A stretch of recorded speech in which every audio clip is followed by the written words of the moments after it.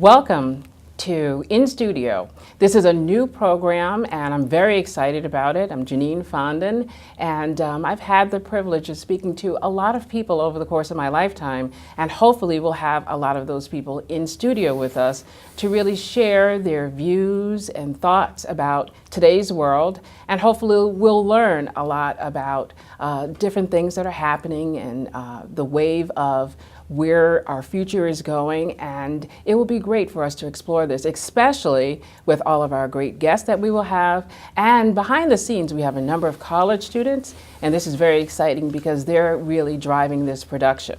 So I'd really like to thank Nick Odell, our executive producer, Rachel Kharkov, also a student who is our floor manager today.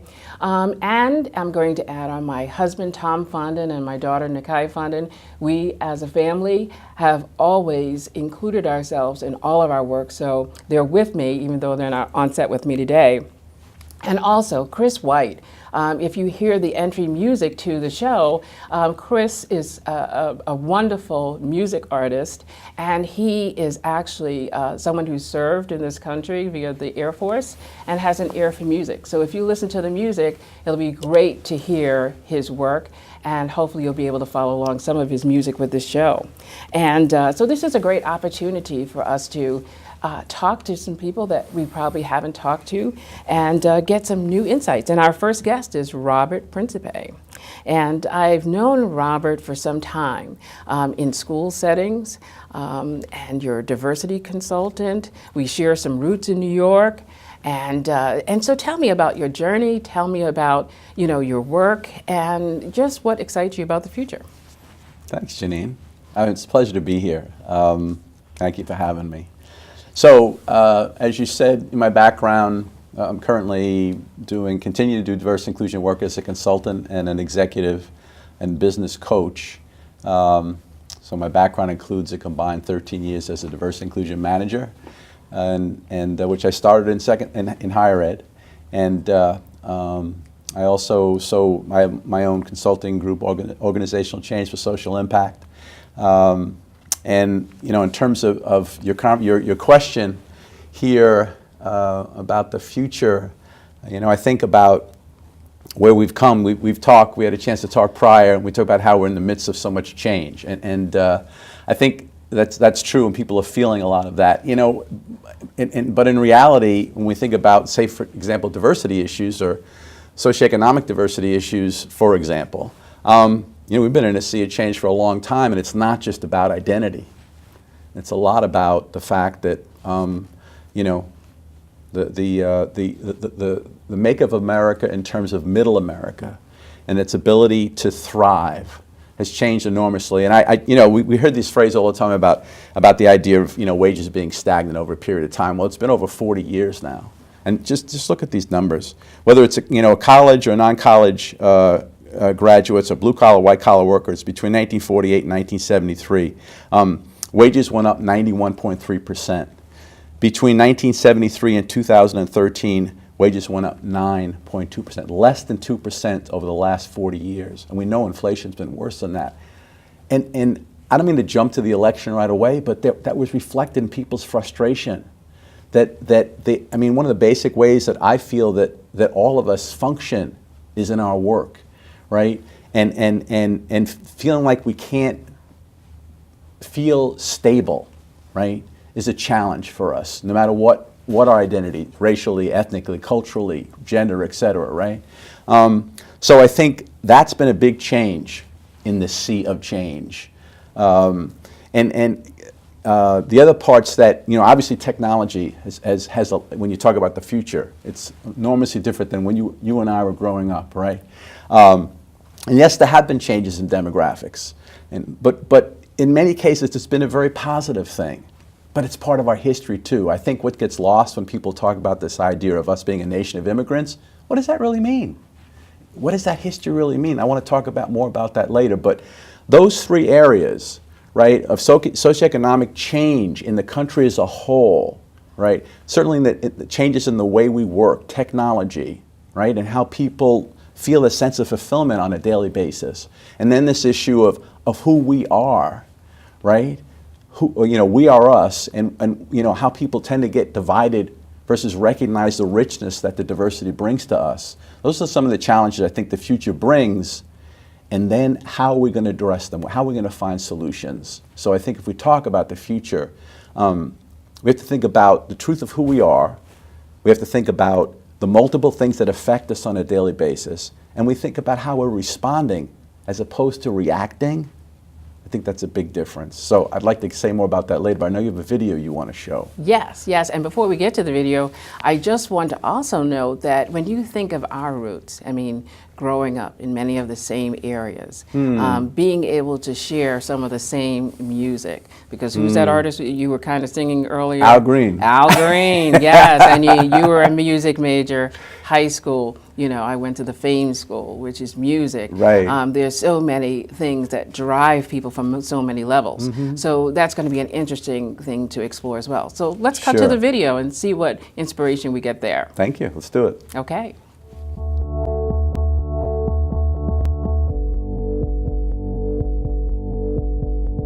Oh, that it's unknown, you know, that it's mysterious. It's whatever lies before us. It's not the present, it's not the past. It's the only arena over which we have any real control. I think the reason why the future excites me is simply because it's a place of opportunity. Like it's not here, it can be anything or most anything that we want it to be, so the real question is, what do you want the future to be?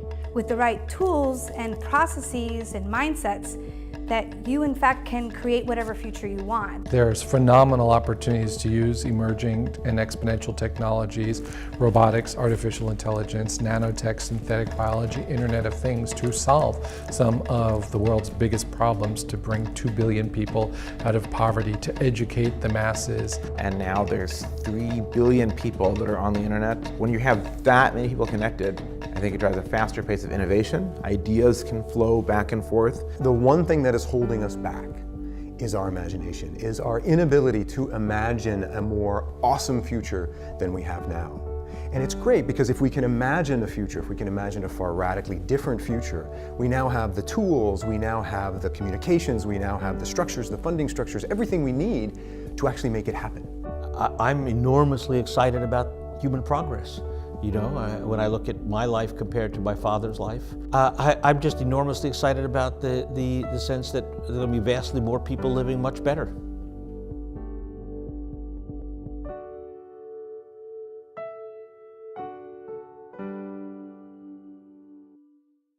Well, great. What did you think of that video? I like the whole, you know, to see technology at work is wonderful, right? And I also like the kind of design thinking framing of it. You know, it's like, you just throw it up on the board and we'll see what we come up with, and just keep trying, the reiteration idea, yeah? And this idea about the future and the unknown, which is, I think is important. Matter of fact, you know, Microsoft has these core competencies for its employees. Being able to deal effectively with ambiguity is like at the top of the list, one of the top, right? Exactly.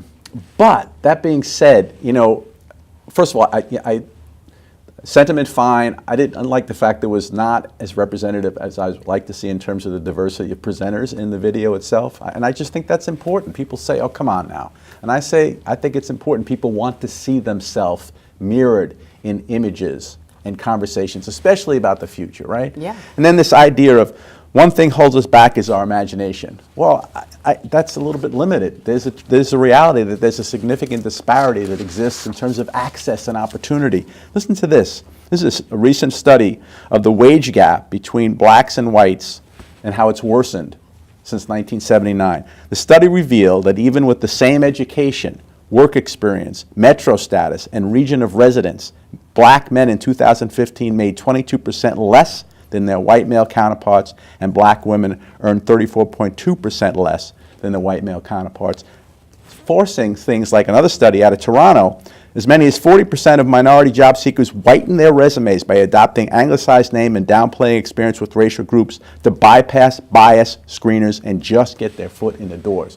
So this notion that all that's holding us back is our imagination is just not telling the whole story. Yeah. That's my thought. And if you really look at it, and I kind of liken it to, look at this wonderful graphic that we have. There are many different yous of the issue. Yes, there that's are right. many levels and layers.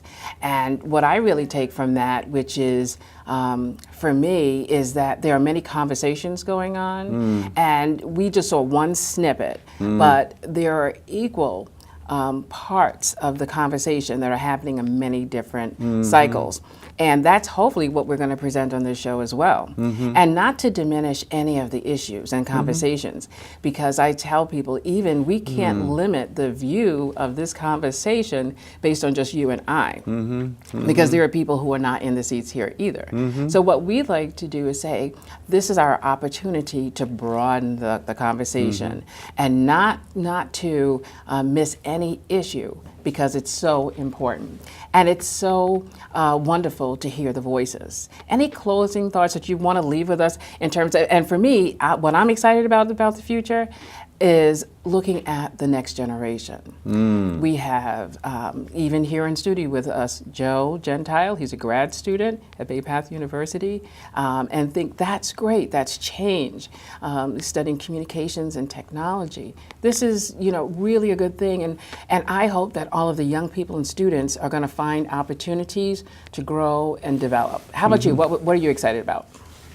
Just that whole idea of opportunity, but the fact that we make sure that it's happening for more people, because it's to all of our benefits. Yes.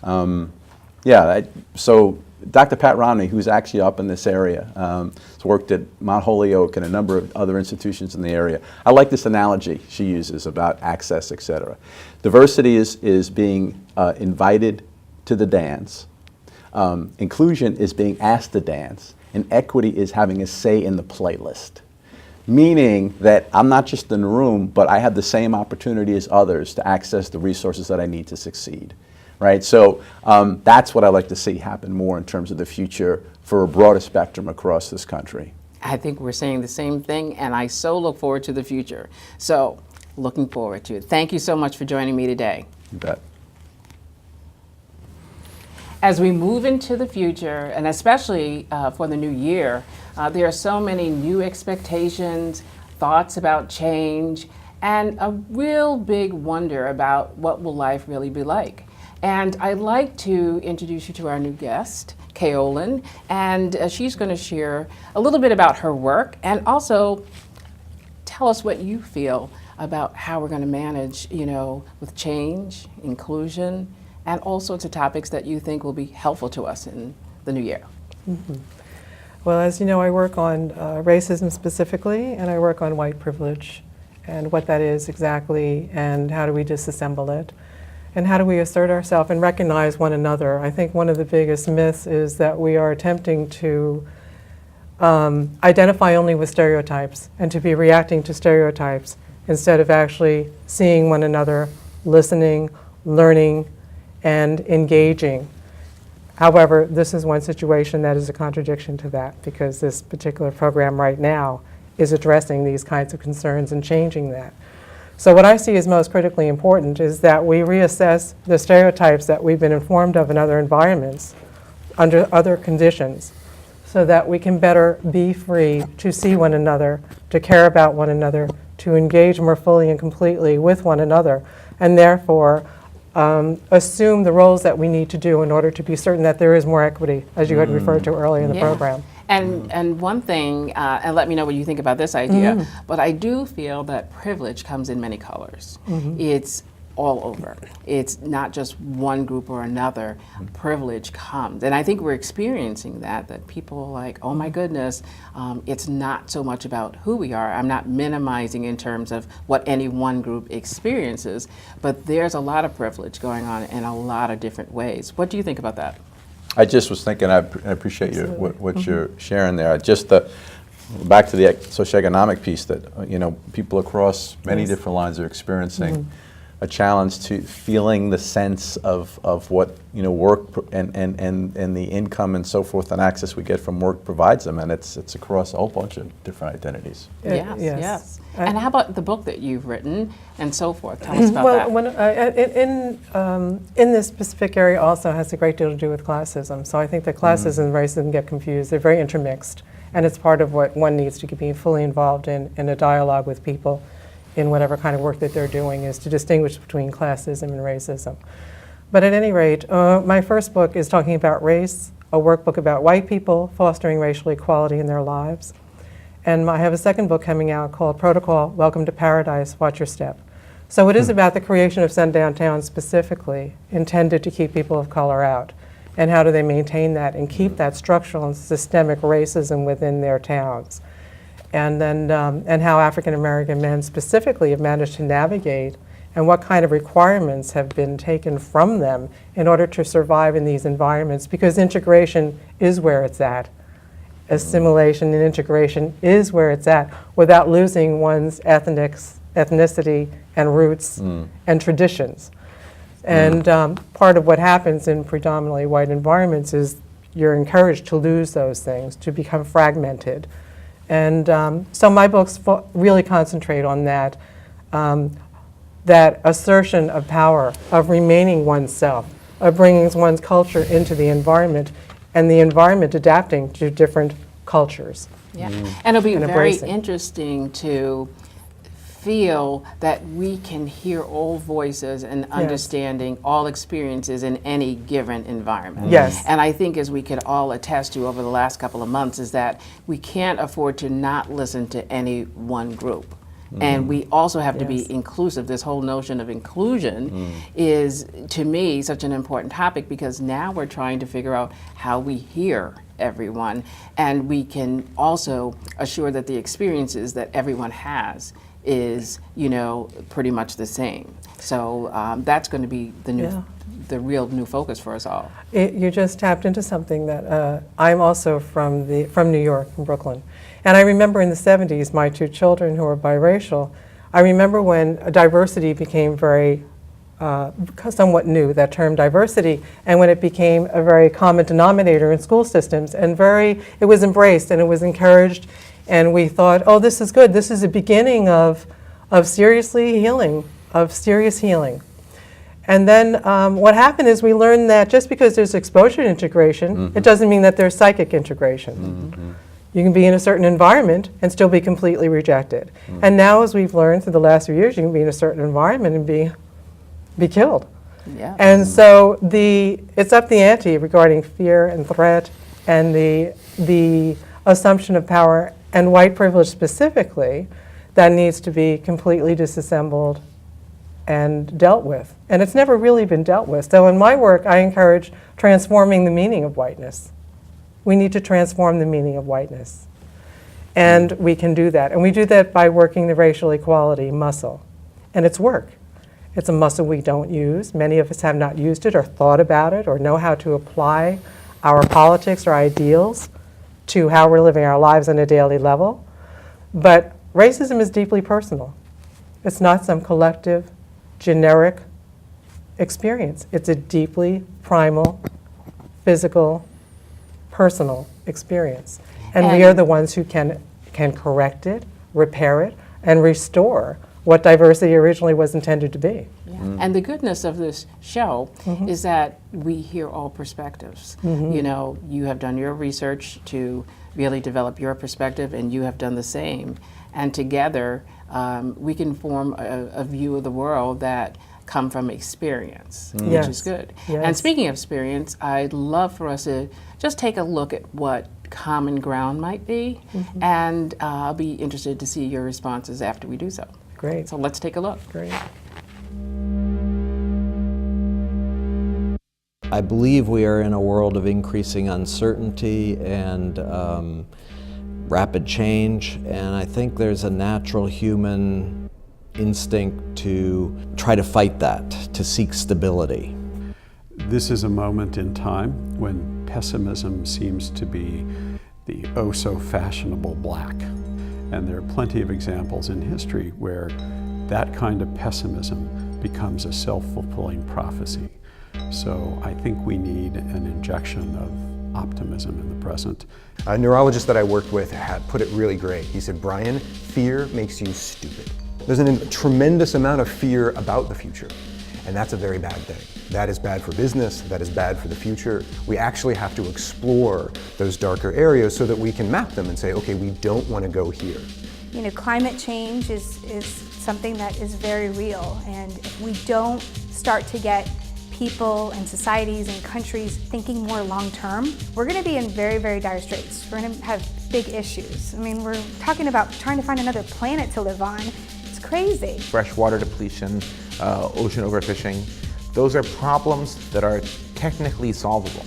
We know how to solve them, but we have not yet gotten to the point of sort of the political or economic will. I'm concerned that these technologies, for all the good they bring, can be used against us. And so in the same way that a robot can be used to assist an elderly person to get out of bed, in a nursing home, it can also be given a gun and used to shoot somebody. And so we need to be very smart and thoughtful and deliberate about what stories we're telling ourselves, about where we're going to end up and what we're going to be as a society and as a human race. Because when that happens, I think that is what enables a better future, when people are actually thinking about a different future. Up to now, we're just coasting on the past.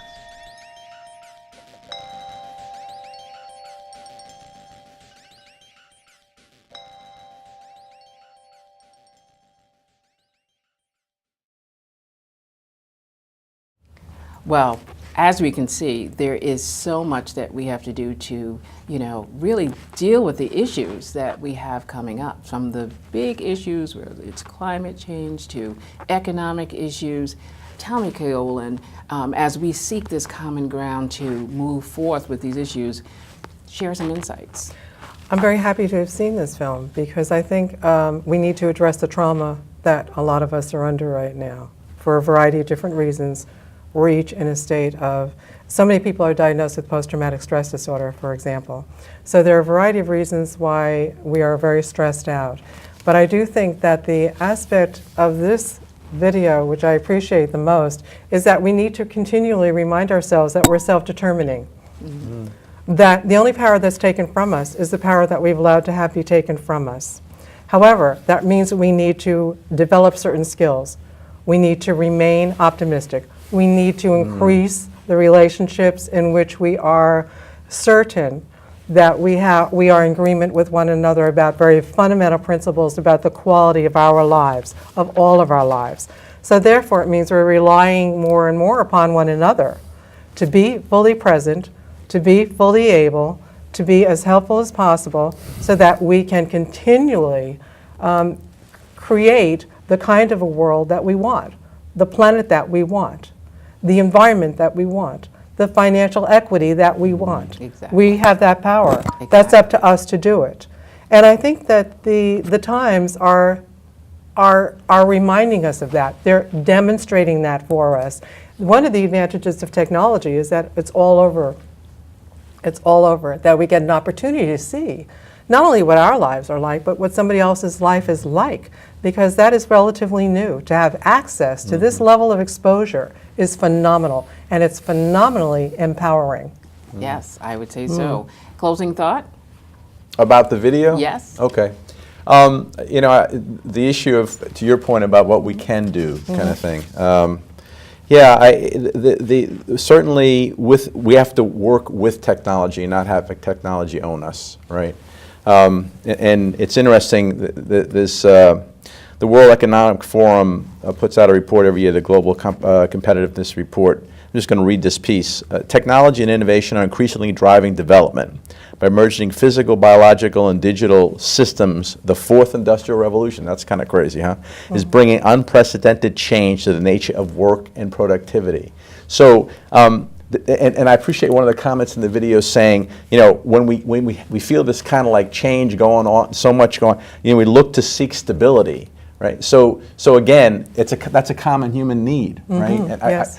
that we all have, and it crosses identities. And I Yes, appreciate absolutely. that challenges that different folks from different backgrounds and different identities have in getting to the point of being able to create that stability. That's an area we need to definitely look at, where there's the disparity of access to create one's own stability.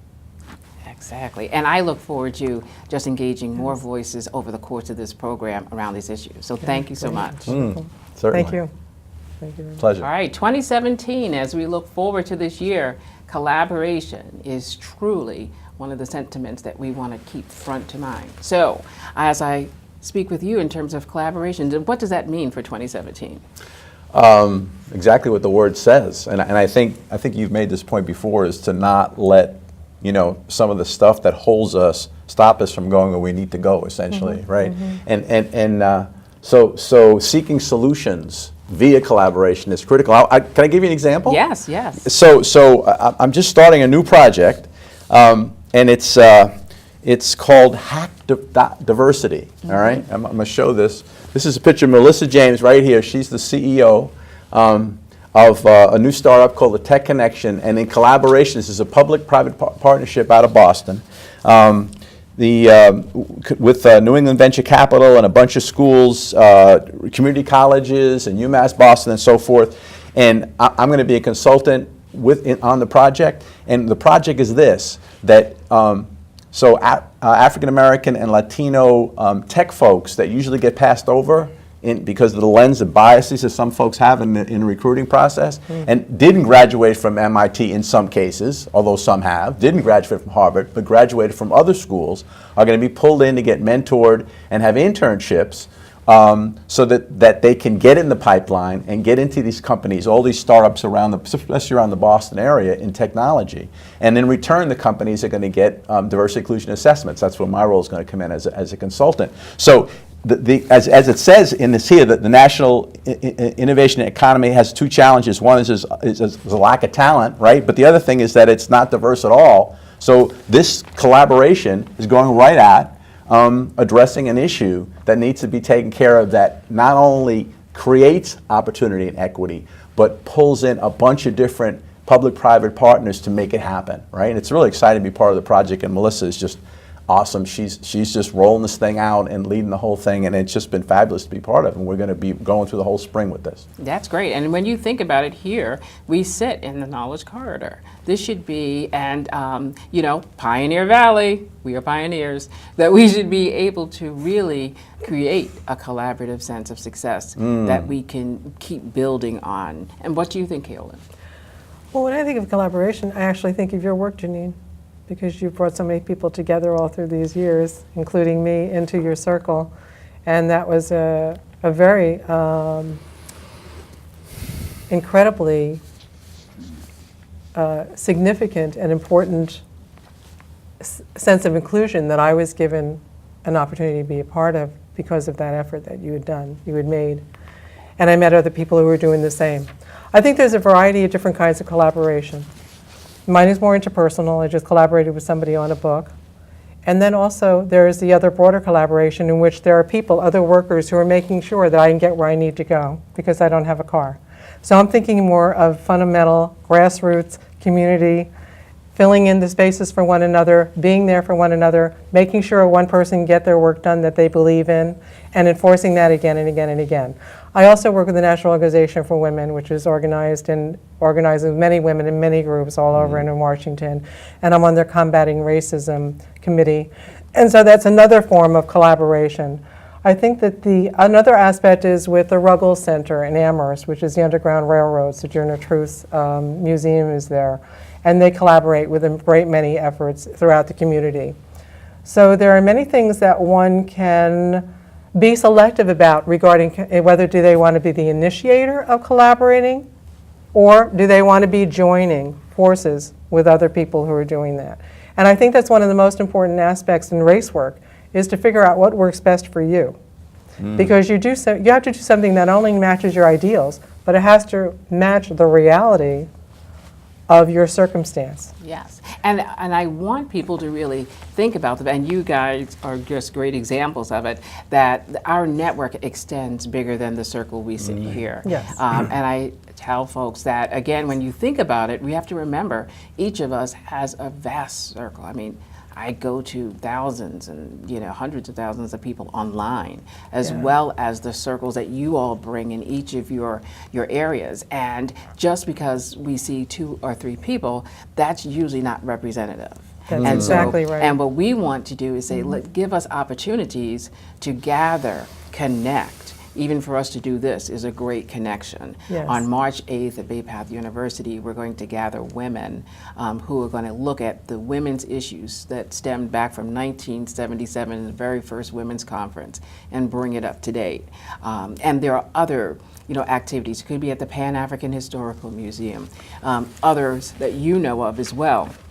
And this will be great opportunities for us to share, learn, and connect. And you were talking earlier about the young folks. I want you to add something about that.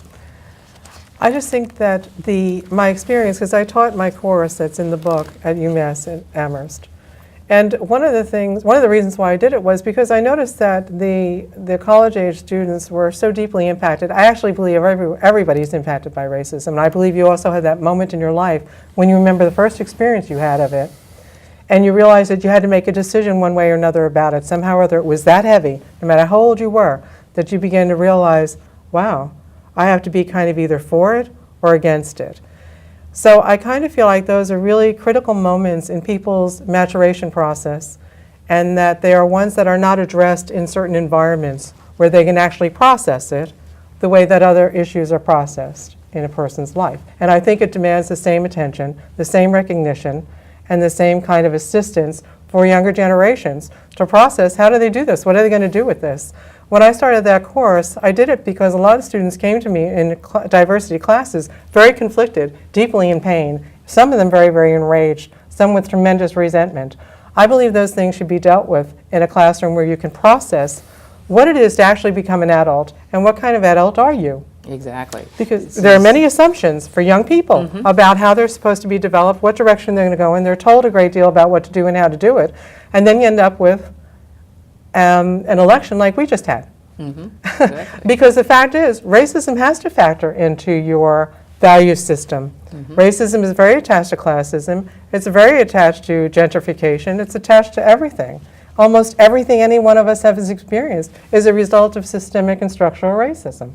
But if we can't identify it and we do not know that, it's highly unlikely that you're going to end up doing something about it, even if you're dissatisfied with it, even if it bothers you. And the circle continues with everybody's got something's at the center of who they are. And you were going to comment? No, I was just going to say that your point about the challenges that generations continue to face. Yes. And having come from education, and trying to change curriculums so that these conversations would actually take place. It's been a significant challenge. I did want to say, because you also kind of pulled in the history piece with the Underground Railroad, and I even think when I think about now, I think of now in terms of the women's movement as a whole. And one of the thoughts that I think is important for all of us is the perseverance that history shows us in social movements, right? So here, we just had our first woman major, candidate for president in major party, right? So it took 72 years from Seneca Falls in 1848 to 1920 to get women the right to vote, right? 72 years. But the underbelly of that is what really was all about. 56 referendum campaigns directed at male voters. 480 campaigns to get legislators to submit suffrage amendments to voters. 47 campaigns to get constitutional convention to write women's suffrage into the state constitution. 19 campaigns with 19 successive Congresses. The history of social change shows us that, that's a ton of work.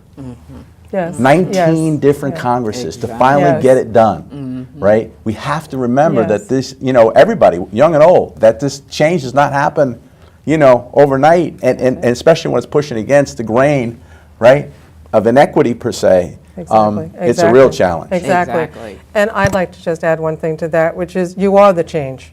Yes. The change is not outside of you. The change is you. Yes. Certainly these folks thought so. Right? They stuck with it for a long time. Exactly. Right? And the people that I know, everyone I That's know right. for the last 40 or 50 years. Continues to work at it. We are the change. And you keep finding out that you are the change. Exactly. And I so believe that, and I really do believe in the next generation. And now I'd like to just share a story of two great young men who are doing some interesting work around music, one interviewing the other, and let's be inspired. Great. I'm Dave Langlois, and I'm here with aspiring musician and dear friend of mine, Bianchi. See, I don't care what people say, give a damn what they don't do. All I Bianchi, how you doing today, man? How you doing? Great to be sitting down with you. So let's get this interview kicked off. You know, I know a lot of people, as with any aspiring musicians, don't know who you are. And so why don't you tell everybody out there and tell me who you are and why people should care about your music. All right. Like you said, I am an aspiring musician. My name is Bianchi. That's all my social media stuff too. Just Bianchi. Yeah. And to get right into why they should listen to me, I was thinking about this since you proposed this question to me earlier, and I couldn't come up with a good answer other than I don't know. Because I thought about it. I could give you I think my music's great. I could give you that, you know, it's worth to listen to, but that's all coming from me. That's like saying I'm self-proclaimed the greatest singer of all time. So what I can say is that people who have listened to it didn't find it a waste of time to press play. So I would think, you know, since I've gotten a good amount of people saying that, you know, it sounds really good, you know, Bianchi, I'm a fan and all this, and you know, I really like the music, I can say that based on what I've heard from other people, it might not be a bad idea to press play. And see, I noticed that too with your YouTube videos. I mean, they're not all that popular yet. You're getting a couple thousand views, which isn't bad. But I've been noticing in your comments too. I mean, even though you're not getting a whole ton of views, you're getting a lot of comments from people saying, you know, real music and, you know, this is great and, you know, very positive things. I don't even know if you have any downvotes on your videos yet. No, that's funny you bring that up, because in music, it's not about having the most followers and the most fans. It's about having the right followers and the right fans. And what I believe in music, it's quantity. It's not quantity over quality. It's quality over quantity. So I'm actually happy. Like I'll take the 1,000 views and the 30 comments that say, "Oh my God, this is, you know, Grammy music" and stuff like that. I did see that one. Yeah, I saw that one too. No, I'm like, oh, that's awesome. Like I might not have the most fans, but damn it, if I don't have, I feel like I have the best ones.